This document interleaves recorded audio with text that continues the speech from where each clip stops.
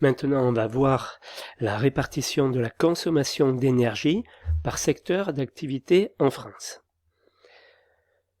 Donc, au niveau de la consommation d'énergie finale par secteur en France en 2015.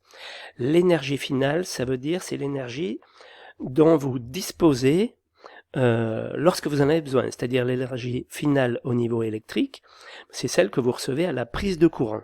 Voilà.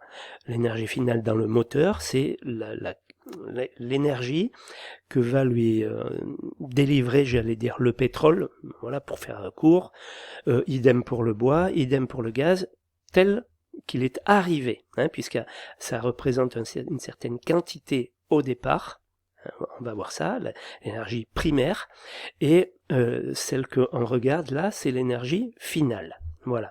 Donc en France, en 2015, ça correspondait à 150 millions de tonnes d'équivalent pétrole. On a EP équivalent pétrole. Voilà, en énergie finale. Donc pour ça, l'industrie, 19%, l'agriculture, 3%, les transports, 33%, le bâtiment, le résidentiel tertiaire, 45%.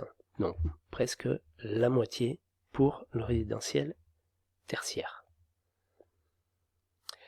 En ce qui concerne les émissions de gaz à effet de serre par secteur, donc toujours pareil, ça c'est 2015, même 2014 en ce qui concerne les données, voilà. Au niveau de la fabrication d'énergie, j'allais dire des centrales électriques, 11% d'émissions de gaz à effet de serre, l'industrie 22%, le résidentiel tertiaire 18%, l'agriculture 13%, les herbivores 8%, et les transports 28%. Alors maintenant le facteur 4, qui n'est plus tout à fait d'actualité mais à connaître, on parle de l'historique ici, du contexte. Donc des institutions emploient parfois la notion de facteur 4 pour désigner l'objectif d'un pays de diviser par 4 ses émissions de gaz à effet de serre entre le niveau de 90 et celui de 2050. Cet objectif est considéré par le GIEC comme l'effort nécessaire à réaliser par les pays industrialisés pour limiter la hausse de la température moyenne sur Terre à 2 degrés d'ici à 2100. En ce qui concerne le bâtiment et ce facteur 4, le bâtiment donc représente 45%, c'est ce qu'on vient de voir, de la consommation d'énergie totale. Il émet plus de 25% des gaz à effet de serre en France, avec 123 millions de tonnes de CO2 émises par an. L'énergie est consommée pour 2/3 dans les logements et pour 1/3 dans le secteur tertiaire, les écoles, les hôpitaux, les bureaux, etc.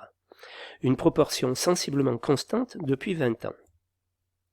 Les résidences principales représentent une surface d'environ 2,65 milliards de mètres carrés, qu'il faut comparer avec les 850 millions de mètres carrés de surface chauffée dans les écoles, les hôpitaux, les bureaux, etc.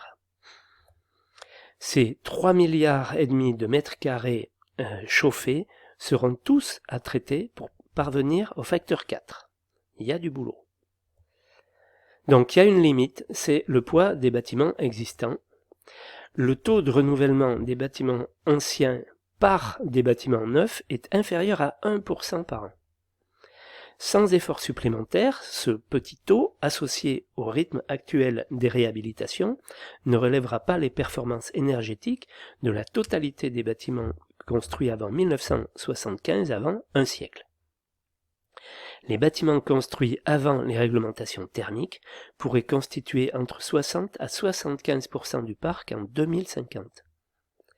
De plus, le facteur 4 ne peut pas être atteint par tous les bâtiments existants pour des raisons économiques ou techniques. En compensation, il faudrait que la totalité des bâtiments neufs deviennent très faiblement énergétivores, voire énergétiquement positifs.